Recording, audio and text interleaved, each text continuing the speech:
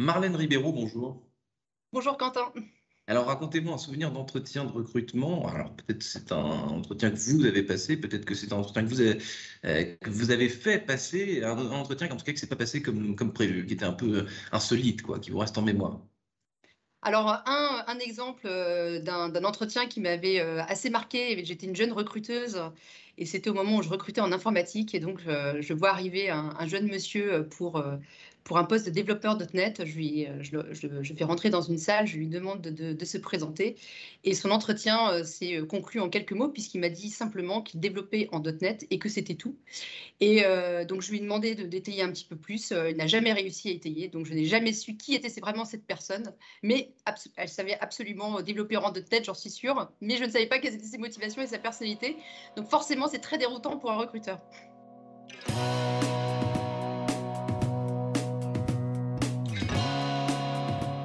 Bonjour à tous et bienvenue au Talk Décideur du Figaro en visio avec aujourd'hui sur mon écran et sur le vôtre, par conséquent, Marlène Ribeiro, directrice de Page Group en France, référence du recrutement. Vous êtes dans le groupe depuis 18 ans, je crois, près de 18 Oui, ans. Vous vous souvenez de votre propre entretien d'embauche il y a 18 ans ou alors c'est quelque chose qui est oui. totalement sorti de l'esprit? Ah non, non, je m'en souviens comme si c'était hier. J'ai eu plusieurs entretiens et donc je me souviens parfaitement. Vos entretiens, donc plutôt classiques, plutôt... non, il n'y a pas eu de choses insolites à votre niveau. Si, j'ai eu plein de choses insolites parce que j'ai eu des entretiens très différents en fait en rentrant. Ouais. Parfois des entretiens qui sont les plus perturbants, c'est ceux où on vous pose plein de questions très différentes en vous demandant qu'avez-vous lu dans le journal de la veille, que lisez-vous comme livre. Donc parfois des choses où vous n'avez pas le temps de réfléchir, ça doit être du tac au tac. Et ça, c'est parfois les plus perturbants. C'est le plus perturbant quand c'est spontané, quand on doit trouver une réponse tout de suite Oui, à qu'on n'a brûle pas pu pour point. préparer. Ah ouais, en 18 ans, Marlène Ribeiro, j'imagine qu'il y a 1000 choses qui ont changé dans la maison, si je puis parler ainsi, de Page Group. Qu'est-ce qui a changé? Qu'est-ce qui vous frappe quand vous vous comparez avec à l'époque, il y a 18 ans, dans le recrutement et chez Page Group et aujourd'hui? Bah, sur le métier de recrutement, je trouve qu'il a beaucoup changé. Il y a eu l'avènement de toutes les technologies qui nous ont permis de faciliter un certain nombre de choses. Donc ça, forcément, ça a été un très, très gros plus. Et aujourd'hui, la technologie nous aide beaucoup à aller chercher des candidats là où on devait faire beaucoup, beaucoup d'approches directes. Donc c'est vrai que ça nous aide. Je trouve que le côté créer un relationnel avec le candidat est encore plus prononcé à partir du moment où vous avez de la technologie. Ouais. En fait, c'est le contact et votre capacité à créer du lien et de la confiance avec un candidat qui fait vraiment la différence. Sinon, en fait, tout se résume à la technologie et du matching entre des offres et des postes. Et je trouve que Ouais. ça donnait encore plus d'ampleur à un métier de recruteur. Et puis après, bien sûr, le cabinet a beaucoup changé. On a un peu plus de parité. Ça, c'est déjà quelque chose qui m'a beaucoup plu hein, durant toutes ces années de transformation. On était dans un univers très masculin quand je suis rentrée à 18 ans, y compris dans le recrutement. On peut Ouais. penser que c'est un milieu où il y a un peu plus de femmes. En fait, ce n'était pas vrai du tout. Et surtout pas sur les strates de management et de direction. Et aujourd'hui, on a plus de femmes. Déjà, c'est paritaire au niveau management, pas encore au Ouais. niveau direction, mais on y travaille. Mais j'ai vu que vous avez témoigné justement, Marlène Ribeiro, j'avais prévu de vous en parler, mais il y a quelques mois, à propos d'un épineux sujet du plafond de verre quand on est une femme. Alors vous, Ouais. maintenant, qui êtes montée année après année, ça vous touche pas, ce plafond de verre, finalement? Oh, bah, le plafond de verre, alors j'ai jamais moi ressenti à titre personnel un plafond de verre, mais après je peux concevoir que dans certaines organisations, il peut y avoir des difficultés à aller chercher des postes.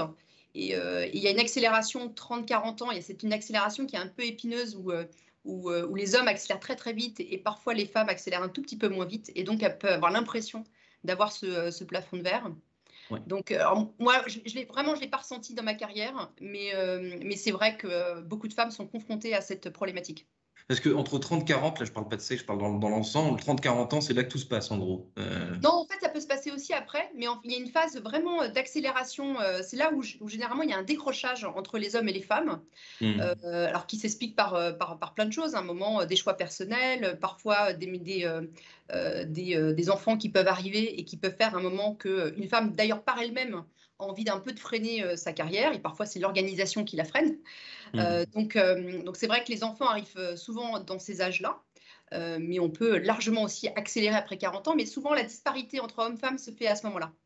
Se fait à ce moment-là, on va reparler de recrutement. Mais c'est vous qui avez parlé des femmes et de la parité, donc j'ai enchaîné, mais j'aimerais qu'on revienne sur ce que vous disiez sur l'intelligence artificielle et sur le recrutement.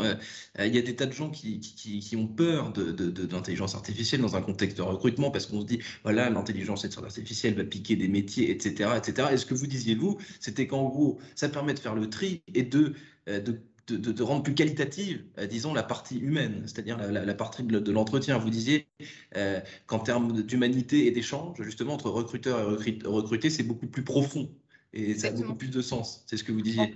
Exactement. En fait, la technologie, là où la technologie, on l'utilise énormément, c'est pour aller chercher des candidats qui sont plus cachés, qui nous demandent beaucoup plus de travail pour aller les chercher. Et en ce moment, vous le savez, c'est quand même très compliqué d'aller chercher beaucoup de types de candidats.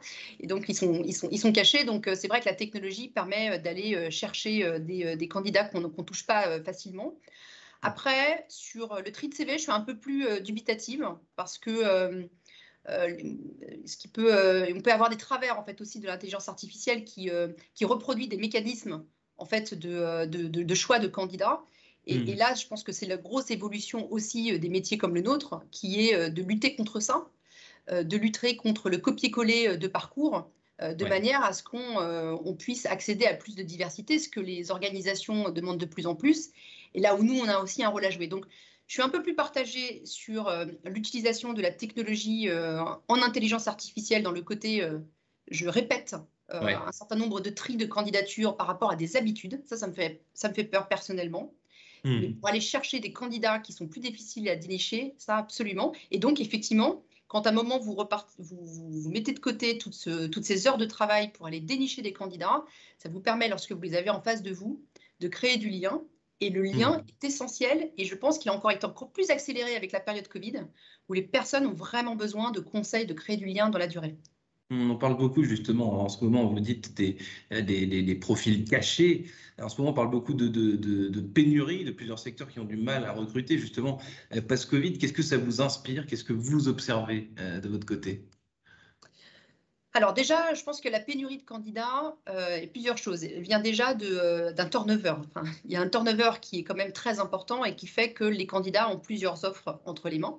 Et c'est finalement un turnover qui s'explique par, pour moi personnellement, je l'explique par plusieurs choses. La période Covid qui a fait en sorte que beaucoup de personnes parfois n'ont pas bougé pendant la période Covid. Et donc, il y a un moment, tout le monde se met à bouger au même moment. La deuxième, il y a une forme de bilan aussi, hein, de se dire, on prend un peu de recul, on a le temps de réfléchir sur soi-même, et puis à un moment, on passe le cap. On a également des candidats qui ont été très déçus par la façon de leur management les a gérés pendant la période Covid. Je crois que ça fait tomber beaucoup de masques. Ouais. Et parfois, finalement, ça fait aussi du bien à des candidats de se dire, mais en fait, le manager que j'avais n'est pas le manager que j'imaginais. Et en fait, je suis déçue. Et j'ai envie de partir et rejoindre une société qui a d'autres valeurs, d'autres convictions. Et puis, il y a le côté inflation aussi, qui fait qu'à un moment, pour essayer de garder le même niveau de vie, les candidats bougent pour faire aussi des écarts de salaire, de manière aussi à compenser le manque à gagner par l'inflation. Donc, en fait, il y a un système qui a créé de la pénurie. Ouais. Et c'est sûr que cette pénurie, nous, on fait face à cela. Et l'idée, c'est d'aller encore plus créer du lien pour pouvoir, dans la durée, avoir des candidats à proposer à nos clients.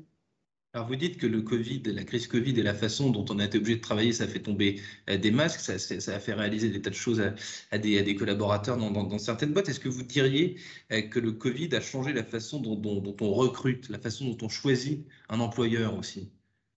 Oui, je pense que l'accent est beaucoup plus mis sur les valeurs, sur l'impact que peut avoir une société. Beaucoup de candidats maintenant sont extrêmement exigeants sur la partie RSE, ce qui était déjà le cas, mais ce qui était quand même moins marqué. Donc là, à un moment, les candidats demandent beaucoup plus. Puis après, il y a des questions qu'ils ne posaient pas avant le Covid et maintenant qu'ils posent sur la partie télétravail. Avant, c'était un tabou. Maintenant, c'est plus un tabou. C'est dans leur première C'est dans question. la négo, quoi. C'est dans la négociation. Savoir s'ils peuvent travailler, donc télétravail, puis ensuite, est-ce qu'ils peuvent travailler de région quand ils sont à Paris ou d'une autre région quand ils sont en région. Donc tout ça a été des discussions qui étaient des discussions inappropriées avant le Covid.